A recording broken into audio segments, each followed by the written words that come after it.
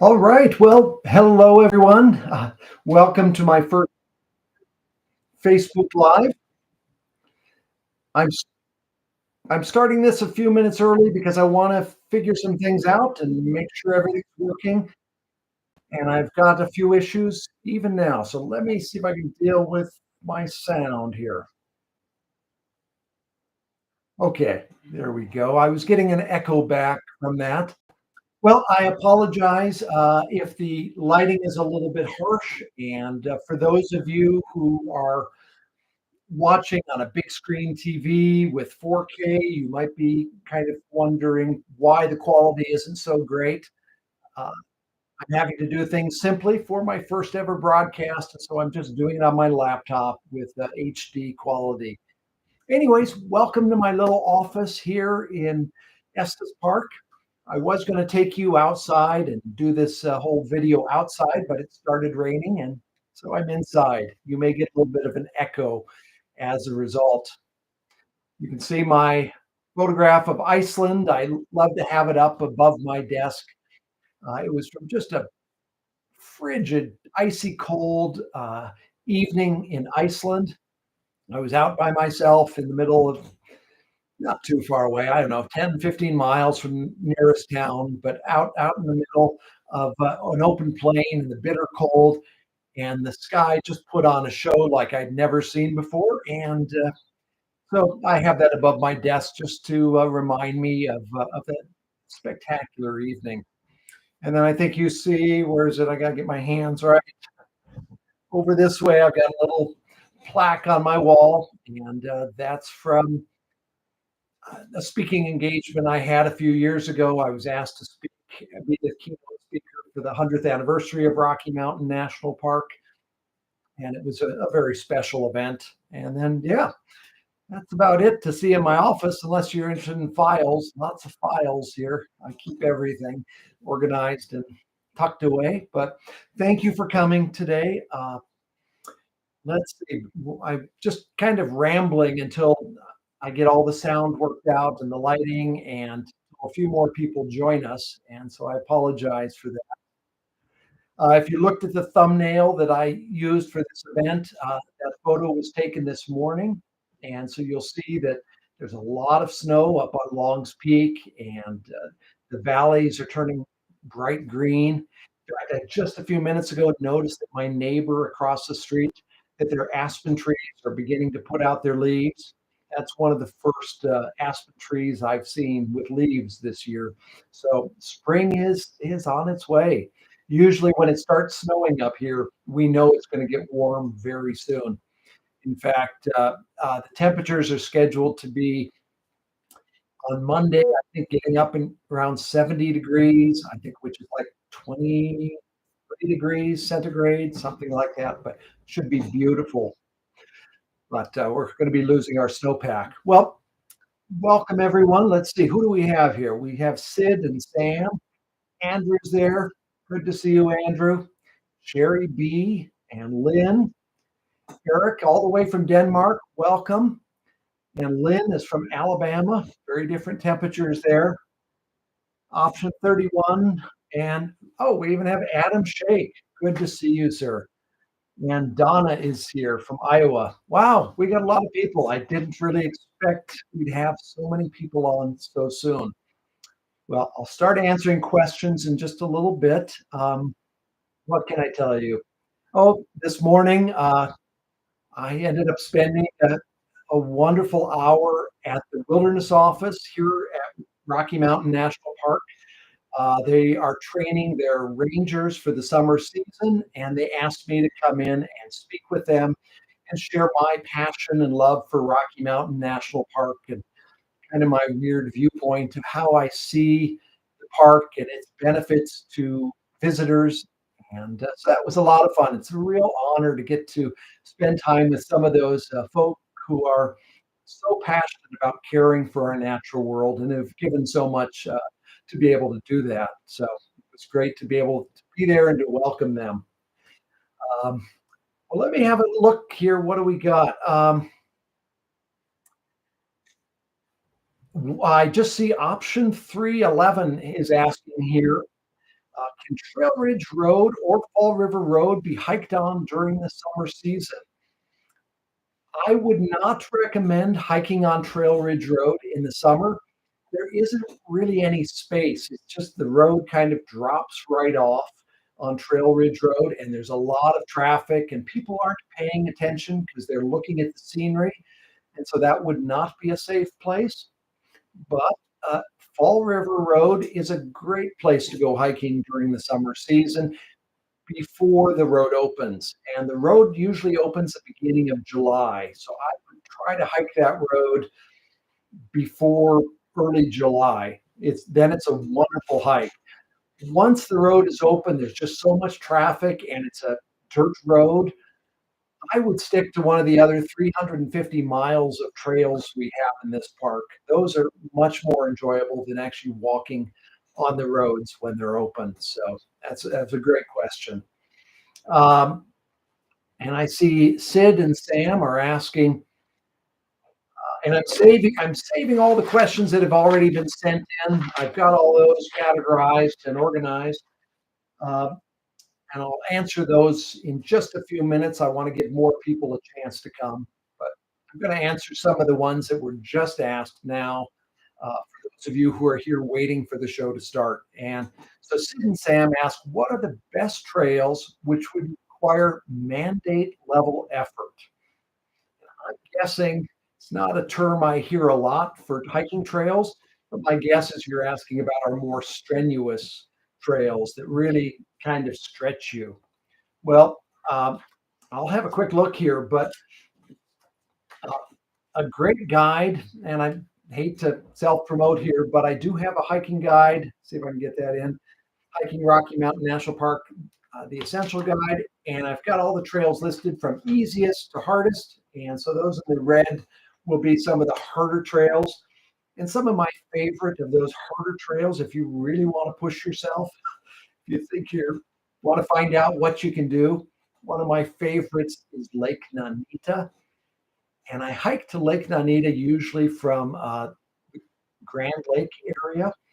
I'll usually it starts at the North Inlet Trail, and I think it's about 13 miles. Well, no, I think it's about 11 miles each way from that trailhead, and quite a bit of elevation gain too. But it's also one of the most beautiful lakes in the national park. And so that's a great way to stretch yourself. Hiking up to the Boulder Field or Longs Peak is another great stretch. Um, Lost Lake is a place that doesn't get a lot of visitors, and it's about 10 miles each way, mostly through forest. There's not much to see, but once you get up there, it's pretty spectacular. But those are a few I would highly recommend. You find a lot more in the book if you're interested. Uh, let's see. All right.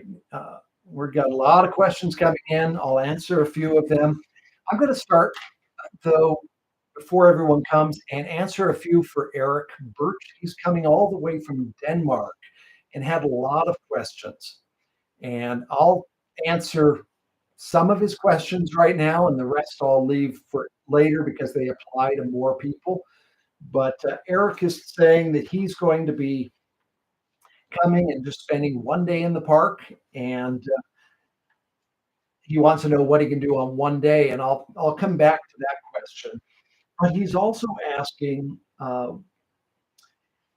saying that he's traveling after Estes Park to Glenwood Springs, which is a beautiful place. And his travel agent is suggesting that he heads over Trail Ridge Road and then on to Glenwood Springs. And he's wondering if that's a good way to go and how long it would take. Now, if you decide to do that, Erik, uh, that's not the shortest way, but it is the most beautiful way. And it will take you maybe an hour and a half or 2 hours extra, assuming you just kind of drive over and continue on. And so I think that would take you about 5.5 to 6 hours to get to Glenwood Springs. If you go the direct route, that would take you about 4 hours, I'm guessing. But I would say one way or another, either that first day you spend time up on Trail Ridge Road, or the second day as you're heading to Glenwood Springs, that you take the time and you do the ride over the top stop and see all the sights, and expect to take 7 hours or so to get all the way to Glenwood Springs because there's a lot to see along Trevor Ridge Road. But it'll drop you off in Grand Lake, and from there you can head to Winter Park and then over to the Interstate 70 and take that the rest of the way to Glenwood Springs. But that's a beautiful way to travel. It's just about an hour and a half to 2 hours more driving, not including all the stops on Trail Ridge Road. All right. Well, we're almost time. A few more minutes. Let's see. We've got someone says they're staying at Amberwood Cabins in June. I'm not familiar with them. We have so many lodges and cabins here, and most of them are absolutely wonderful. People are really passionate about uh, this place, welcoming visitors who come, and most of our facilities here are really, really quality, and everything's pretty close by. So you'll benefit from just about all of the accommodations here. Someone says I'll be here the last half of June. I'll get back to that. Answer that later. Oh, Adam says, thank you, Adam. Adam Shake is asking about my first experience in Rocky Mountain National Park and how it's changed. The first time I came here was just for a very short visit prior to moving here. And so that would have been in 2003. And I remember just driving through and being in awe. I remember taking a walk down a steep path in the tundra and then turning around and not having the breath barely to get back up. But yeah, I don't know that I got a full taste of the experience then, but during those early years, I got to know the park very well. And it sure has become a lot busier. Visitation has really increased in the park since 2004. Especially once we hit 2012, it just skyrocketed. And we went from an average of about 3 million visitors. And I think we had that type of visitation for, I don't know, 40 years, roughly around the 3 million visitors. And then it just spiked in 2012, 13, 14, 15, just kept climbing up until 2019 when we were getting up around 5 million visitors a year. It was just insane. And so the park has had to make a lot of adjustments. We've seen the trails go from small little trails, just keep expanding out as people are walking everywhere. A lot of sad things, but I've been impressed with the park continuing to make steps to try and mitigate that while also still trying to give visitors the best experience they can possibly have. Yeah. Let's see. Let me see who else we've got from Munster, Indiana. Hiking trail book is great. Yeah, and they say the Grand Lake side is less busy than Estes for hiking, and I would agree. Yeah, friends who live on the west side always call it the wetter and better side. It's a lot quieter. There's a lot to see and enjoy, and a lot fewer people are over there. I find that some of the most dramatic hikes on the west side require a bit more effort. You drive up to somewhere like Bear Lake and you have instant access within a few minutes of high towering peaks. And on the west side, you maybe have to walk 5, 6, 7 miles to get up to the towering peaks. It's worth it. It's quiet. It's wonderful. I spend a lot of time on the west side. It's a great way to get away from the crowds. All right. Well, I think we're just about here at 3 o'clock. I'll wait a few more seconds and then we'll get going and answering a lot of people's different questions. I hope you guys are all doing well. It's lightly raining outside at the moment, which is wonderful. It's been extremely dry here lately. Things are looking healthy, though, at the moment with this rain. It's bringing the flowers out and the grasses out. And as I mentioned, the neighbors' leaves are beginning to put out. The aspen leaves are coming out. This is, for me, one of the most exciting times of year is everything is coming to life. Just kind of this exuberance as the world awakens. Yeah, I'm silly like that. I'll say that my favorite month is usually whatever month I'm in. And my favorite tree is whichever one I'm closest to at the moment.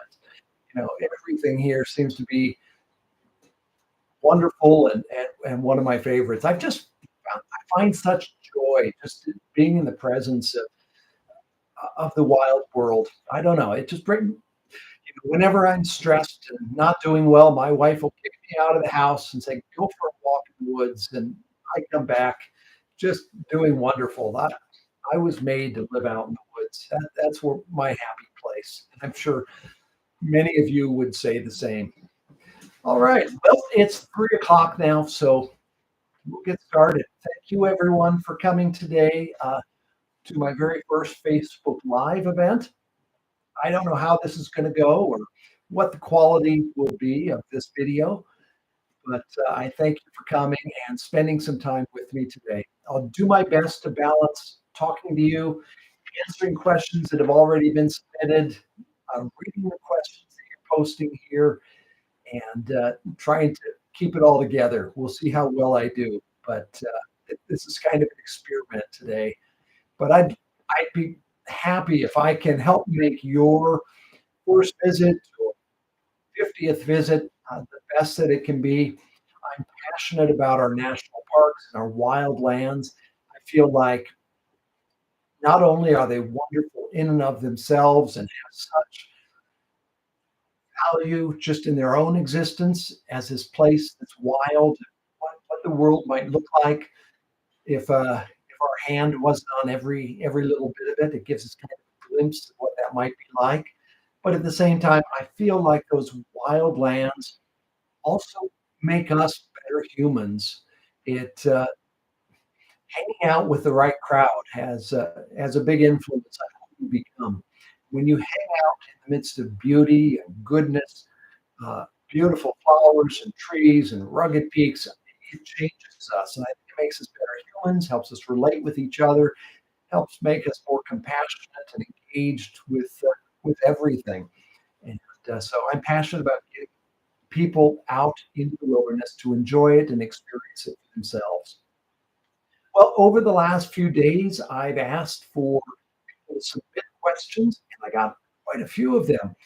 And so what I've done is I've grabbed them and I've kind of grouped them together, and I'm going to go through the questions that have been submitted. And then when those are done, I'll start reading some of the comments over here and do my best to answer some of your additional questions. I'll do my best. Feel free to put in the comments anything you want to ask me about Rocky Mountain National Park or about myself or whatever, and I'll get to the ones on the comments that I can after I finish these others. So, all right, well, let's go, and I will do my best to get some of these names right here.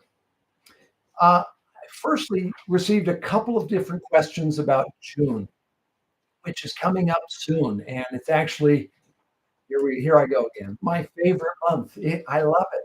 I love it. Everything is coming to life in June. It's just the park is just so alive. Baby animals everywhere, flowers bursting through, trails opening up, snow still on the peaks. I love June.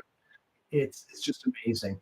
And so Kirsten 8083 is asking, what's the weather like at the beginning of June? Well, it's variable. It's oftentimes, and whenever you ask a question about weather in Rocky Mountain National Park, you kind of have to specify where, because you have to remember where I am right now. I'm down low at about just under 8,000 feet of elevation. I'm at about 7,800 or 7,900 feet elevation, but it goes up from here all the way up to 14,000 feet above sea level. And so at every elevation, it just gets colder and colder as you go up. So it can vary quite a bit. But the beginning of June, the snow is quickly melting. You could have some very warm days in the 70s down here, sometimes, unfortunately, even in the 80s down here. But up above on Trail Ridge Road, it could be quite cold. And at night, it could be getting down into the 20s, which is quite a bit below freezing. One thing about early June is we oftentimes get some rain showers coming through regularly in early June. At least I hope we get it this year. We can use every drop of moisture we can get to prevent fire danger later this season. But it's even possible to get some snow in early June. Well, if I'm to be honest, I have seen it snow in Rocky Mountain National Park every single month of the year. And if you watch my video that I put out about traveling across Trail Ridge Road and what you can experience, I got stuck in early July in a blizzard.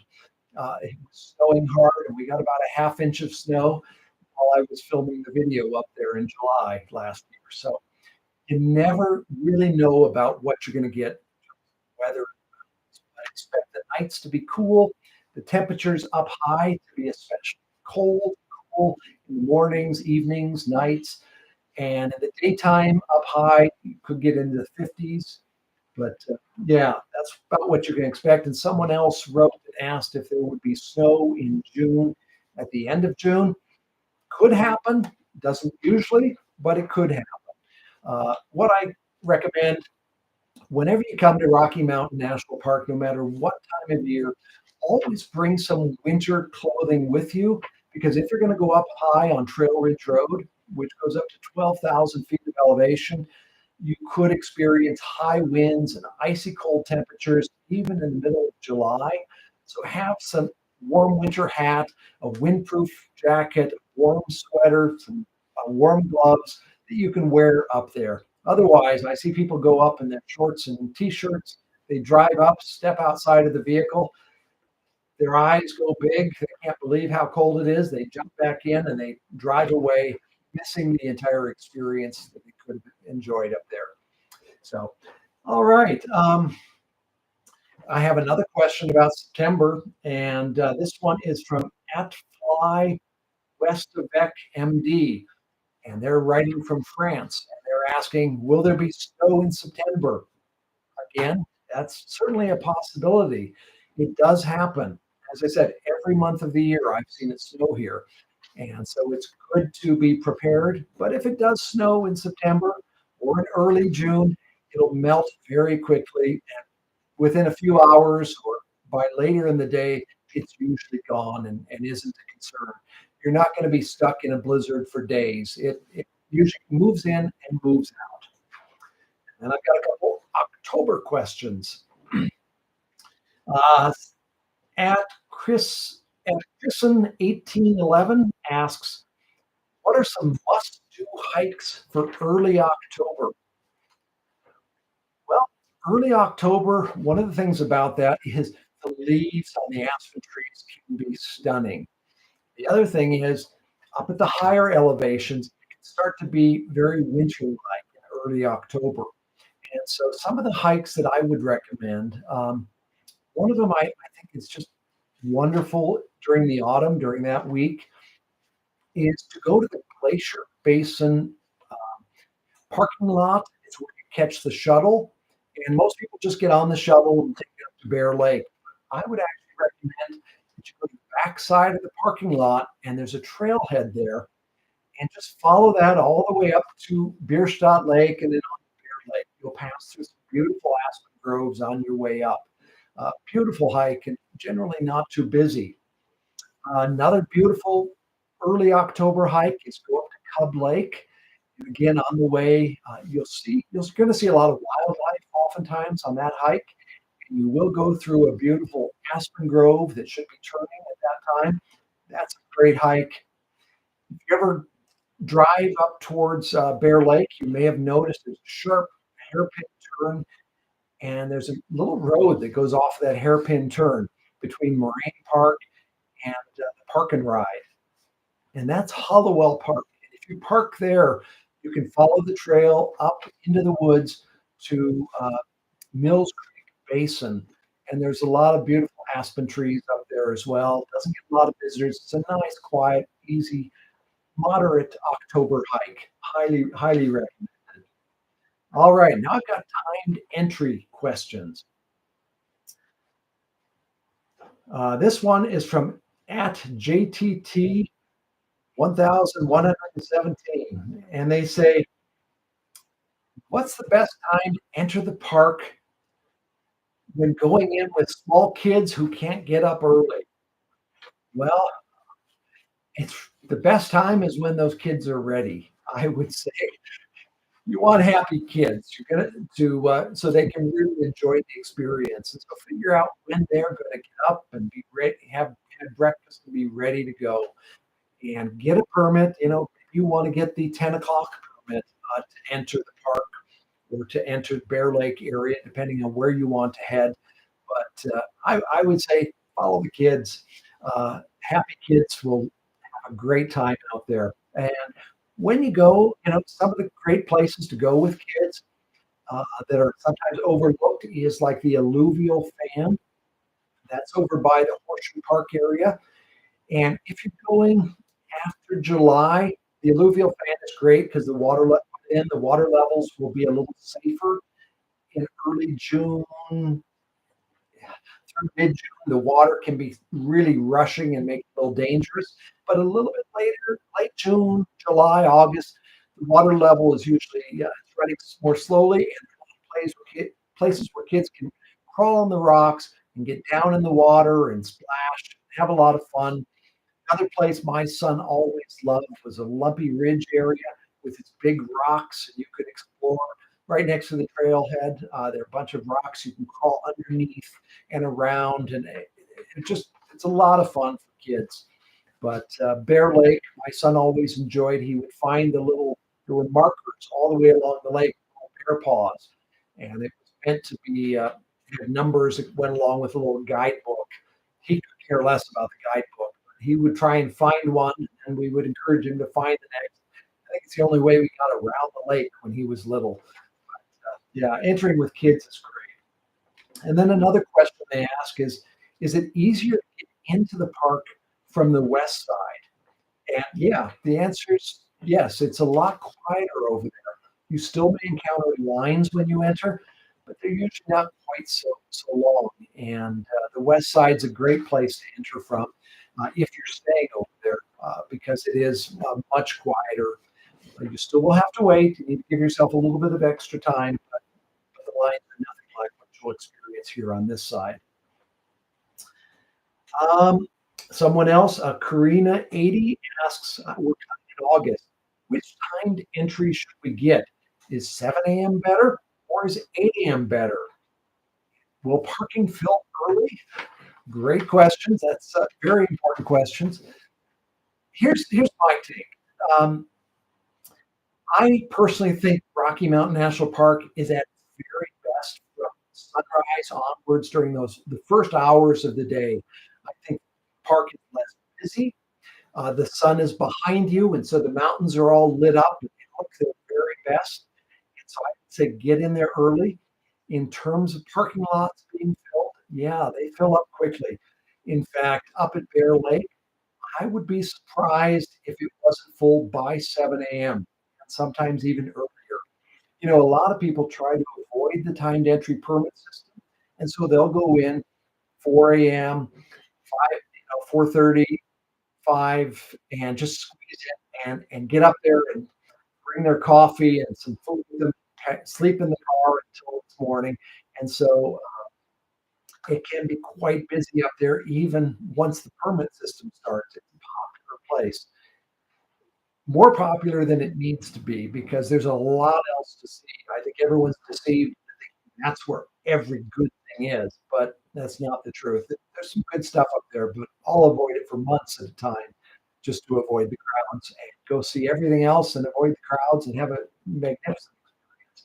But I would encourage you to go as early as you're able to, and you never know exactly when the parking lots will be filled. It depends on where you're going. Some of them obviously won't fill till later if they're not as popular, but the popular ones, they'll fill early, quite early. So I would say get as early as you can. At Thomas Lully asks, we have a camping reservation for Glacier Basin. What time can I enter and what proof should I have of my reservation? Okay, well, that's a great question. Thomas, is asking because he has a reservation to camp inside the park. And if you have a reservation to camp inside the park, that works as your timed entry permit. Excuse me. Apologize. So that works as your timed entry permit. And what you're going to want to do is just show whatever they sent you, whatever email they sent you, confirming your reservation. I think you probably purchased it through recreation.gov. They should have sent you an email or some sort of certificate. If not, just go on to your recreation.gov account. It should be there. You can download it from recreation.gov and show that to the rangers, and that will work as your timed entry permit. And if you're camping, you can enter at 1 p.m. on the day that your camping reservation starts. And when you enter, since you go into Glacier Basin, you'll get to the Bear Lake. They'll look at your camping reservation, and then they'll give you a sticker. I have one. Yeah. Then they will give you a sticker saying you have permission to drive on Bear Lake Road that you'll stick on your vehicle. Once you get to your camping site, to the Glacier Base campground and register, you're staying for extra days, and they will get you additional permits to show that you're allowed to come and go along Bear Lake Road. So that's an excellent question. Thank you. Uh, Miss Luna Lamb is asking, we're coming in mid-June and we want to do Bear Lake Road and we'd like to enter before the timed entry reservation system starts. Is 4 a.m. early enough? The Bear Lake timed entry reservation begins at 5 a.m. People rush to get in before that starts. It's been just a weird experience for me. I've been photographing Rocky Mountain National Park for over 20 years, and I'm used to going in the dark and just kind of having the place to myself as I drive up Bear Lake Road, and then I'm going to hike up into the mountains. But these last years, since the permit system has started, I'm driving in at 3:30, 4 a.m., and I'm in a line of traffic, just thinking, this is bizarre. Um, but yes, if you enter the park at around 4 a.m., you should have a parking place up there. You shouldn't have any trouble with that. You could go at 4:30, I think, and still get away with it. I wouldn't push it much after that because there's sometimes a line of traffic uh, at the near the entrance station, everyone trying to get in and rush through. I wouldn't want to get caught in in a line of traffic before they start the timed entry system. So don't push it too late. 4:30 should be just fine. 4:45 is getting on the edge. I wouldn't want to be anything later than 4:45. So I hope that's helpful. I have another uh, question. This one coming from Ohio, from at Chrisen1811. And they say, we're coming from Ohio. Is elevation going to be a big deal for us? Well, I don't know. What's really funny about elevation, as I said, Estes Park is at downtown Estes Park is 7,500 feet above sea level, and the park climbs up from there. And I find that sometimes people will come and feel just normal. And then they'll come back the next time saying, yeah, it's not going to be a big deal. And they will get headaches, just feel nauseous, and feel terrible for days. It really varies. But I put out a video. You can find it. Go to my channel and look. Last summer, I put out a video about dealing with elevation and some of the things that you can do to avoid altitude sickness. It's no fun to have. And if ignored, and you keep hiking higher, it can actually be dangerous and your life at risk and result in rangers who don't have the time coming out to have to rescue you. So it can be an issue. A couple quick things. I suggest you watch the whole video because I think you'll find it helpful, but here are a couple of quick things you can do. One, spend your first night when you arrive down near the airport or down near Denver, anywhere, at that elevation, that's a couple thousand feet lower than here. And spending a night there will give your body a chance to adjust. And I think you'll find that helpful.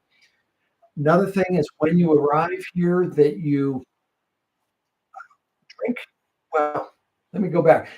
Be sure to drink a lot of fluids before you come. Looks like we're having some bandwidth issues. Hopefully this will. All right. Can anyone tell me in the thread if this is coming through? Okay, because it's freezing on my end. So another thing that you can do is be sure to hydrate well before you come. Drink plenty of water, and that really will help your body to prepare for the elevation. And when you come, avoid any real strenuous exercise during the first day.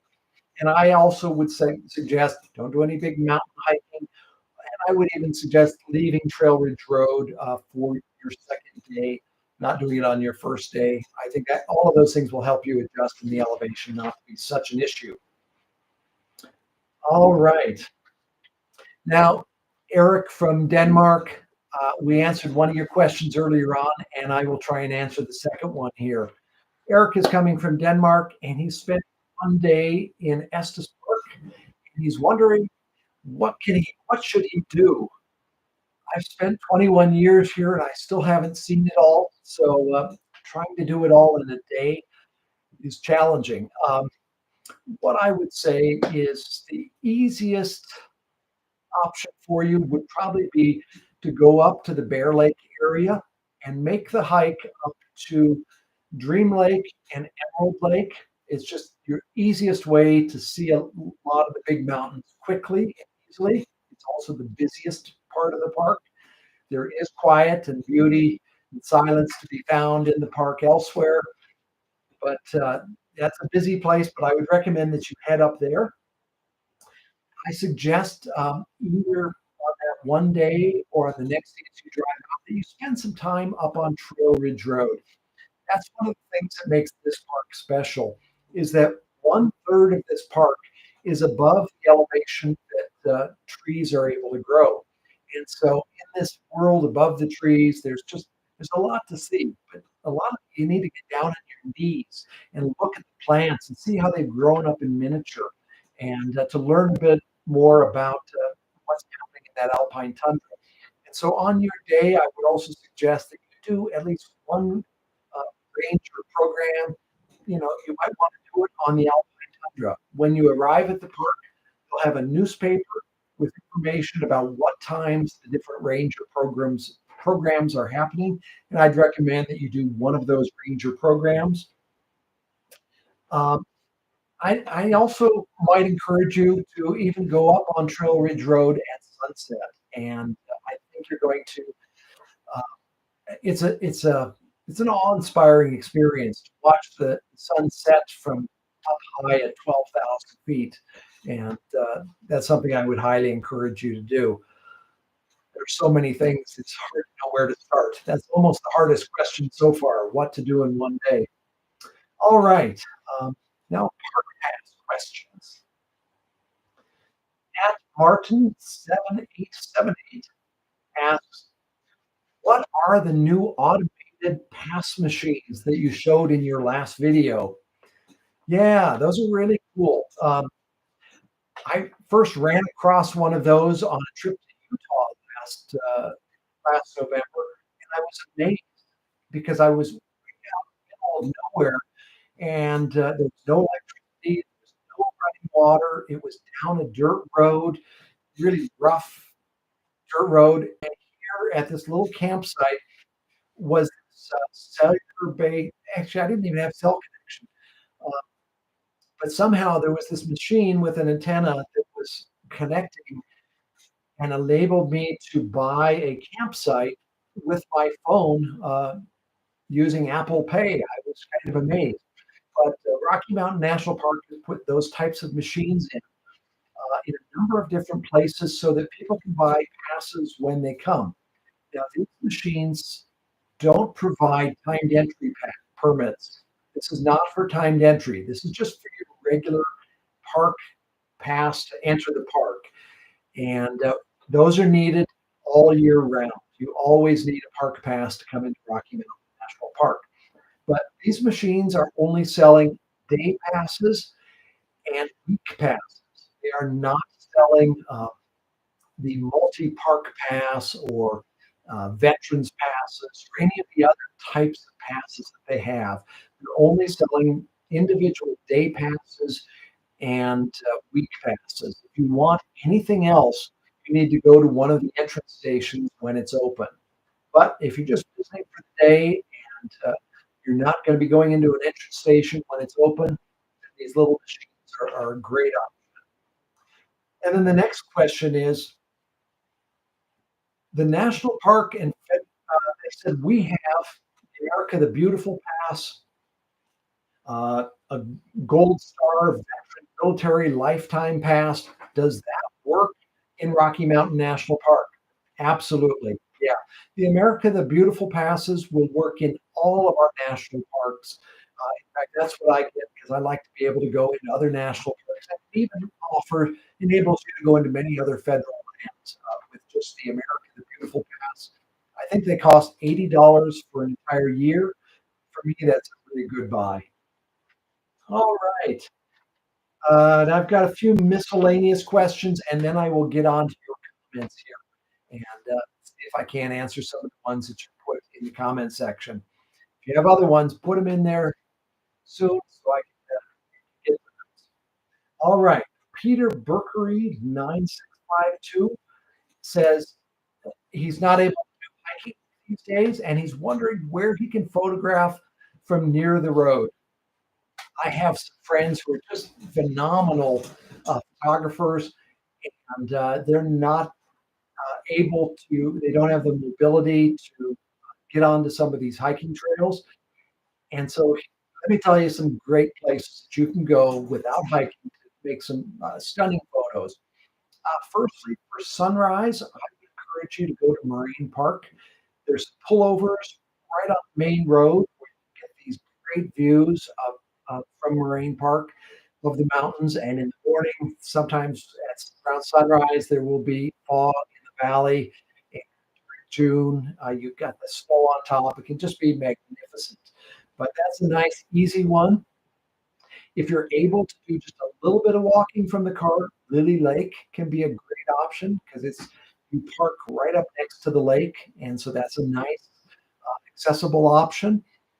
And the other ones are primarily along Trail Ridge Road up above Tree Line.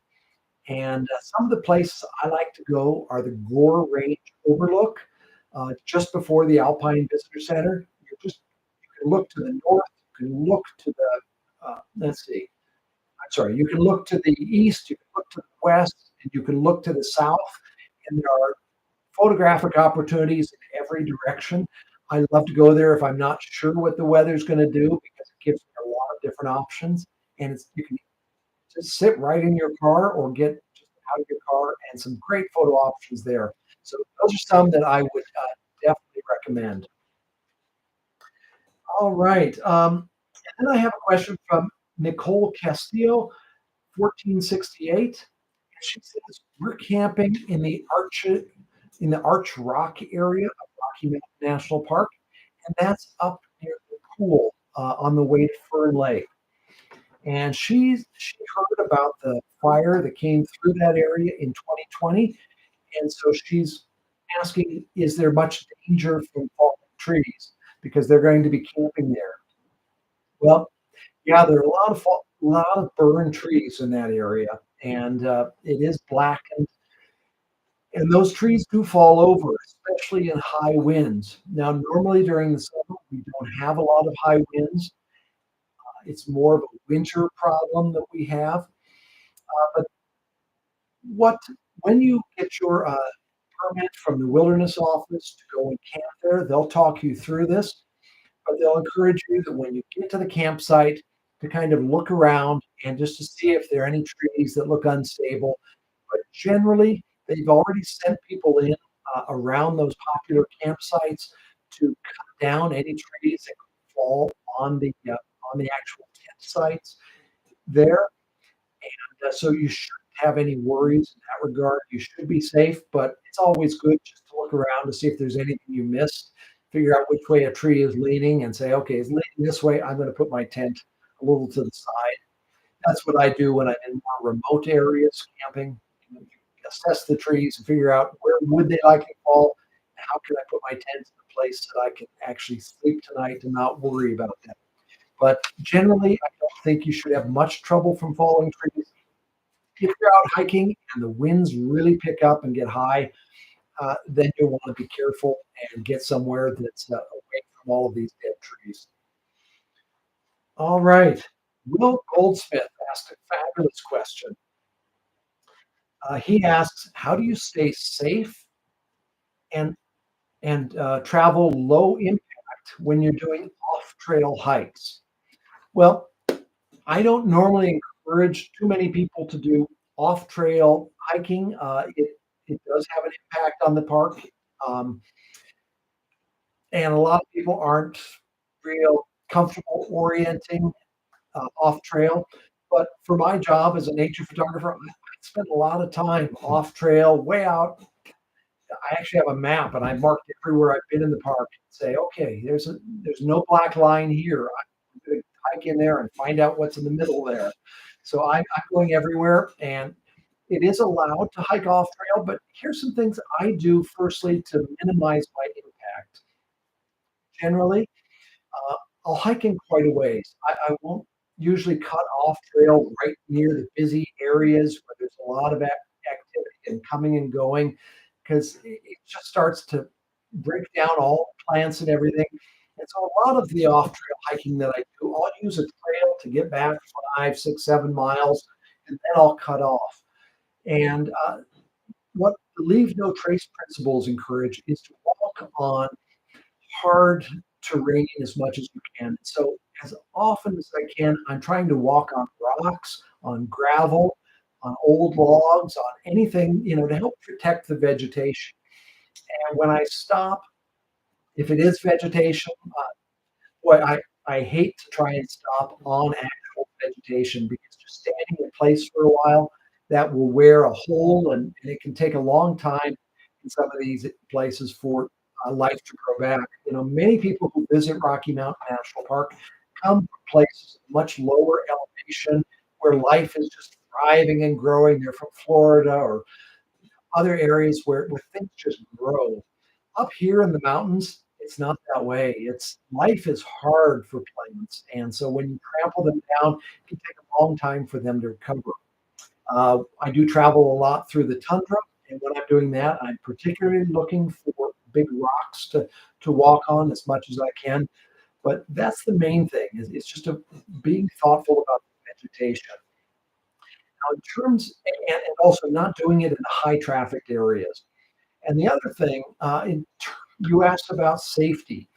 Well, I always follow the golden rule, and I recommend this to everyone. Um, and the golden rule is to let someone know where you're going to hike, when to expect you back, and who they should call if you don't show back up at the time you're supposed to. And so I always tell my wife and usually my son as well, I'm going to be hiking from this spot to this spot. Plan to return that same route and be back at such and such a time. And then I stick to that plan that I've told them because it would be no good for me to tell them that's my route and I do something different. So sometimes, even if I see other things I want to do, I'll say, nope, I said I was going to do this. I'm going to stick to it. But the other thing I do is I always have a tracking device, a satellite-based tracking device. Every 10 minutes, it plots my destination on a map. In 2005, while we were living here, there was a ranger in Rocky Mountain National Park who went out on patrol, and he had a radio with him that he could call and talk to base. And he could look from where he was, he could look down and he could see the headquarters. And so radio worked just fine. but he slipped. He hit his head and began bleeding out. He couldn't think clearly. He couldn't think clearly enough to use his radio, and he ended up dying up there on top of a mountain. And it took 5 days and many, many search crews out searching for him to eventually find his body. And so, as soon as that happened, my wife said, "We can't have that happen to you. If you have a heart attack or a fall, can't leave you out there for days." And so, having a satellite-based tracking device plots me on a map. You can see which direction I'm going. You can, you know, see exactly where I am if something was to happen to me. But it also works as a rescue device. I can push 911, and via satellite, it will call for help. I also now have an iPhone that has satellite um, communication, but I wouldn't rely on that alone. The battery power, it might last a night if I'm lucky, but am I going to be in a shape where I'm able to think well enough and to communicate and to find the satellite? So having a tracking device, letting people know where you're going and sticking to your plan, those are the main things I do off trail. Sorry, that was long. Something I'm passionate about. All right, almost done. Sean Rogers asks, what one person or group of people have made the greatest impact on your experience with Rocky? How so and why? I struggled with this one. Truthfully, in terms of Rocky Mountain National Park and how it's influenced me and how I view the park, it's mostly just come from my own exploration and experience. I meet with other people who love and know this park, and we share stories, but I don't think anyone has really shaped how I see the park. Um, I think it's just when I meet other people who love this place, we share a common bond and stories. But I don't think there's anyone, Enos Mills. I love reading his stories of how he explored the park, or other early visitors to the park. I love to read about that. But I think most of my experience has been shaped just by my own experience out there. Um, okay, I have a question here asking, hiking with kids, are tennis shoes okay? Yep, tennis shoes are just fine. If you're not doing any real serious hiking, tennis shoes work for most people. Um, I like to have hiking boots to get that extra grip, as well as to have higher, they call it ankle support. I don't necessarily need it for ankle support. I need it to keep the rocks out of my boots. That is why I usually wear those bigger hiking boots. But tennis shoes are going to be just fine for most people who are just doing light hiking in the park. And the last question before I go to the comments here, John Guerra 593 asks, do you have any advice on what foods I should take with me hiking to give me the right energy?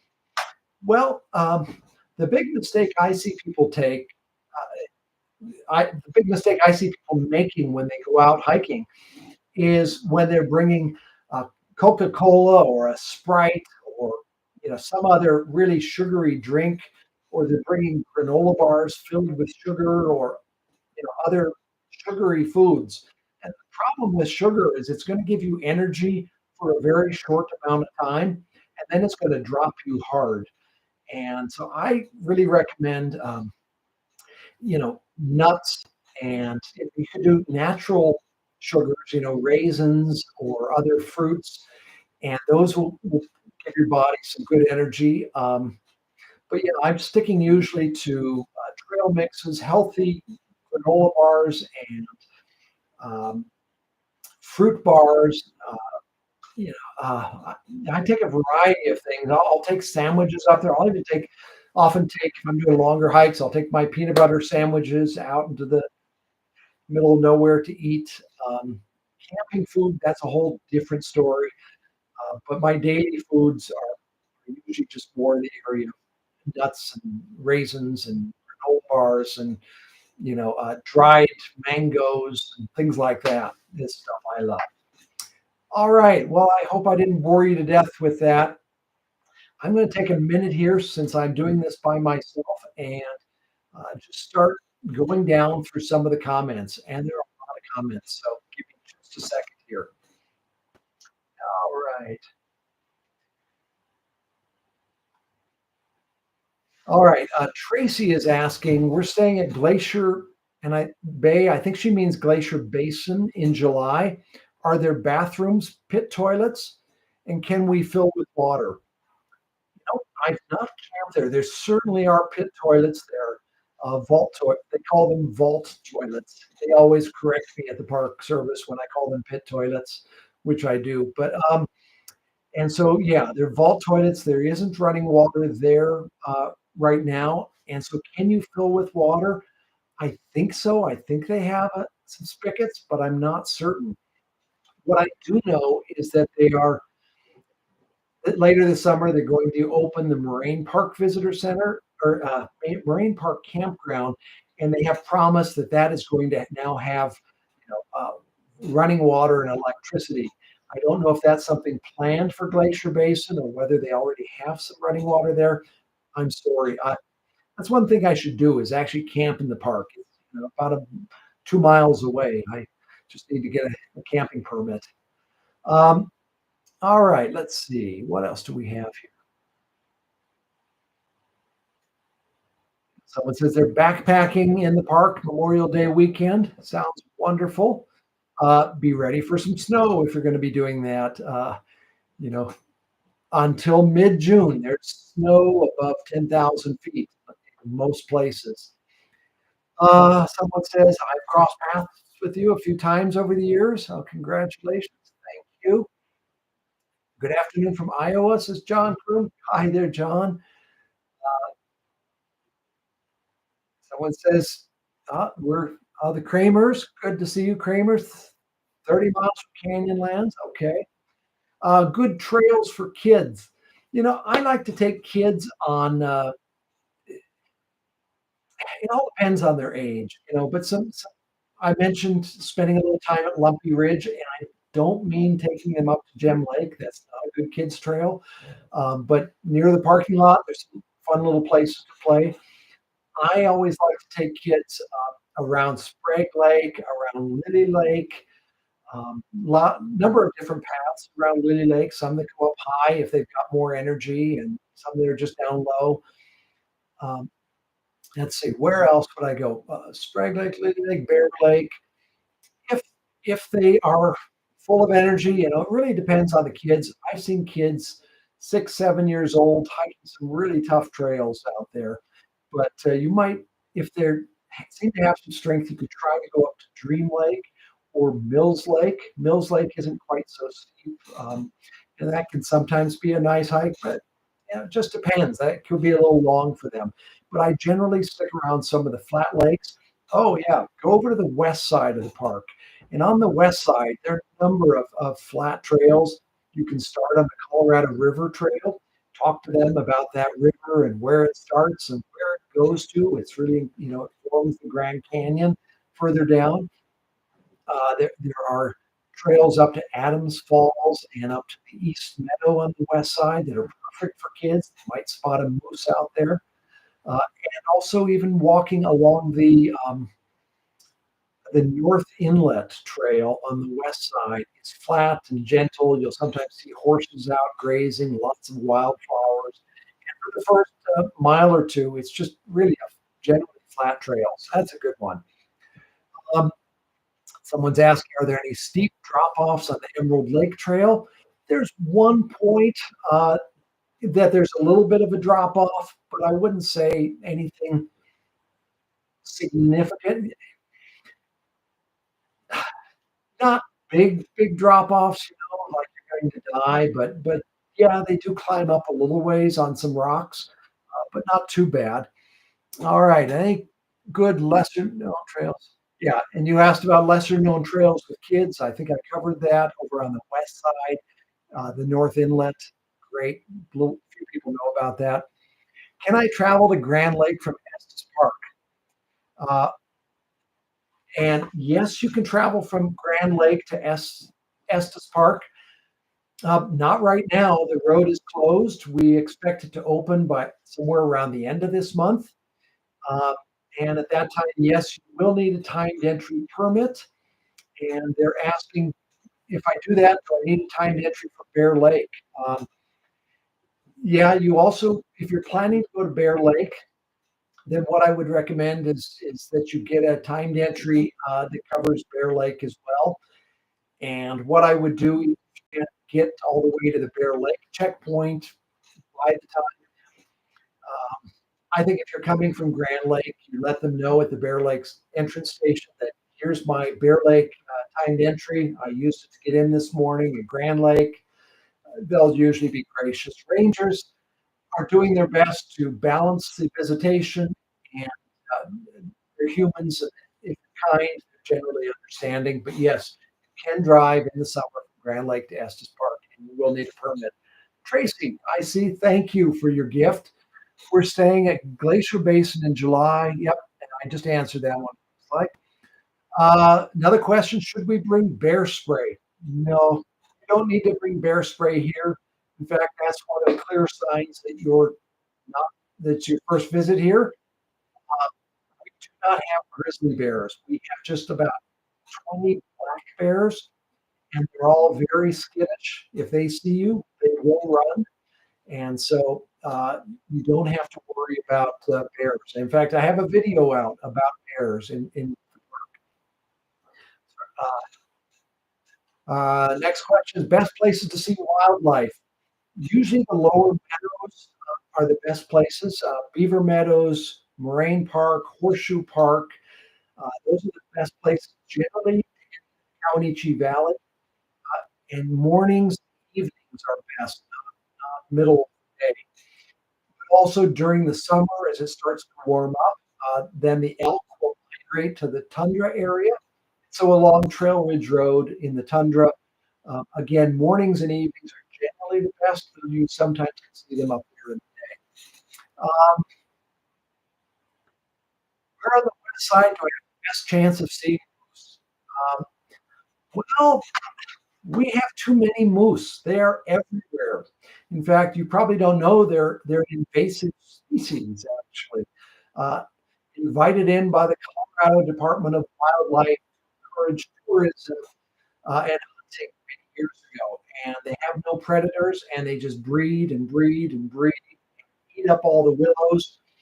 So there are a lot of them.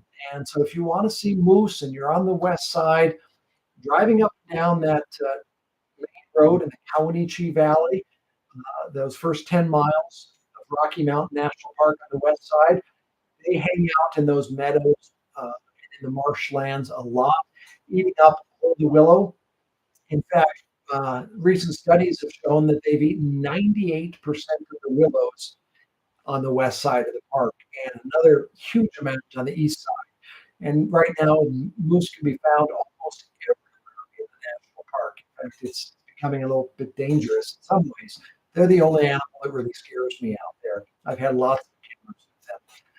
But yes, you should be able to see them again. Mornings and evenings will be your best chance. We're traveling by car from Wisconsin. Do we need to worry about aerosol cans like sunblock exploding with the high elevation? That's a good question. Here in Estes, we oftentimes get packages, and those packages have bubble wrap in them, and they will just expand and pop the boxes sometimes. Uh, I don't think you're going to have any issues with aerosol cans. We do have them here, and they're driven into the supermarkets, things like that, and I haven't seen them explode. But I wouldn't put them next to a baby or any place like that. Put them in a hard suitcase or something, in a Ziploc bag, and you should be fine. I have not seen those explode, but I have seen lots of other things explode. Even just regular screen in a container or saline solution for your contact lenses. I've seen those things pop open and spray everywhere. Um, let's see. Kathy's asking if you enter the park prior to the timed entry reservation for Bear Lake, if you enter prior to 5 a.m., do you need to get one of those stickers? No, you don't. The only thing you need the stickers for is if you leave the park and then try to come back in again during the permitting time. That's just a way to prove, yeah, I've got a permit, I can come back in again. But otherwise, no. You can come in it before 5, stay all day in the park, and there's no issue at all. No one will ask for anything. It's just if you leave and try to get back in, it's helpful to have a sticker. Um, all right, I'm going through. Yeah, and someone else is saying they see moose along the North Inlet Trail hiking up to Cascade Falls, and I would agree. Love your channel. Going to Estes Park last week of September. Restaurants that I'd recommend in Estes Park. That's tough. Everyone likes different things, and so, and truthfully, as a local, I eat at home more than I eat out. So I'm probably not the best person for that. Let me just think. One of our most popular restaurants, a little on the more expensive end, is Bird and Jim, which refers to two historical characters in Estes Park. And they're not too far from the main entrance, the Beaver Meadows entrance to Rocky Mountain National Park. Very nice, wonderful food. If you really want something classy and willing to spend a little bit more, want to treat yourself, right above my gallery is an incredible restaurant called Seasoned, where they choose fine the latest vegetables and foods that are in season, and their menu is constantly changing depending on what's fresh. And for me, maybe once a year, I get to go there, and that's a real treat. Yeah. If you want something cheaper, Antonio's Pizza, Poppy's are great places to go. Yeah, a lot of great restaurants in town. Let's see. Okay, someone is at Barry Blackwelder is asked, what is the state of the loop and the accompanying construction in Estes? And what he's referring to is that last year Estes Park was under construction as they redid the road system. So there would be a one-way through town and a one-way coming back out of town in a different spot. I'm thrilled to tell you, Barry, that that construction is finished. And from my perspective, it seems to have made an improvement, and traffic is flowing really smoothly. In the last few days, we have had construction on either end of Estes Park as they've been just surfacing some roads, getting them ready. But main construction is done, and traffic is moving smoothly. So, on that. Someone's suggesting taking the kids to Long's Peak. Not recommended. That said, my son did hike it at 9 years old, but he worked up to it every year, climbed to a higher spot. And we took a close friend who was a mountain guide to put him on a rope and ensure he was safe. Again, would I carry bear spray if hiking outside the park, Cameron Pass and State Forest? No. It's interesting. Colorado doesn't have the grizzly bears that you will find in northern Wyoming, Idaho, Montana, and above. There's a big area just north of in southern Wyoming and northern Colorado that is just inhospitable for the bears, and so they can't cross down. And so, if you're hiking in Colorado, you don't need to worry about bear spray.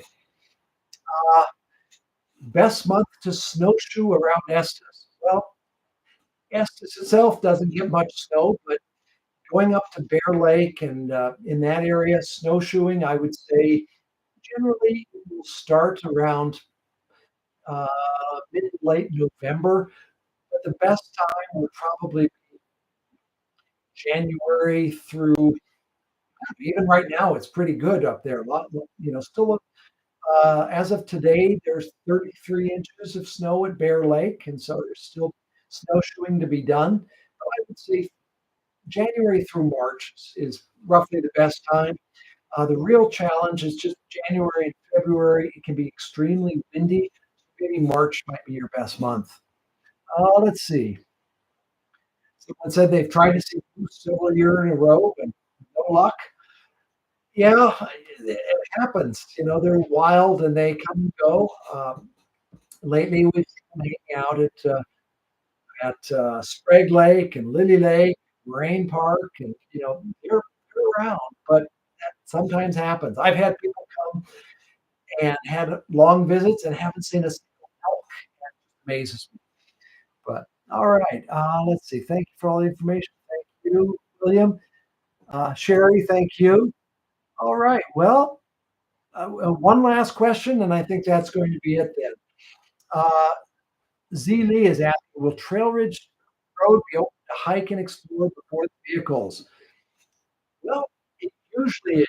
You never quite know, but my guess is that it will be, and I'm kind of guessing it's going to happen within the next week or so that they would open the Trail Ridge Road up so you can drive all the way to Rainbow Curve, and then after that you can walk up. But the Park Service never announces these things; it just kind of happens. And they open Trail Ridge Road when they open it. They never pre-announce it, and so I rarely know if something like that is going to happen. And it's always a bit of a guess. There's a phone number you can call to check on the status of the road. And as soon as the message says that you drive to Rainbow Curve, that's the time that I would drive up there and start walking the road. And let me just see if I can find that number for you. So if you want to call Trail Ridge Road status, and it's just a message, there won't be a person on the other end. It's 970-586-1222. And I see Jim Slade is asking if you have any clue when Moraine Park Campground will finally open. The Park Service assures me it's going to open this summer, that they just about got this utilities project done, but they have not given me any dates. And, it's up to this construction crew of when they finish things. So as soon as I know, I will announce it on my website right up front. I'll put a little banner at the top on my website, RockyMountainNationalPark.com. All right. Well, I'm going to stop there. If this was helpful, let me know. We'll do this again in the future sometime. When you're in Estes Park, stop by and say hello. We always love to hear from you. I know I'm not in the gallery all the time. I try and stop in usually once a day during the summer or once every other day. So it's possible you'll catch me in there. But sure appreciate all of you and the support you've given me on this channel, my books, gallery, a great crowd. Love to be with people who love this park as much as I do. So thank you for watching. Also, send me some notes about what kind of videos you'd like to see me do. I've got a list of things I'm planning to do, but I'd love to hear from you. All right, I'm going to close it down. Thanks so much. See all of you hopefully out on the trail somewhere.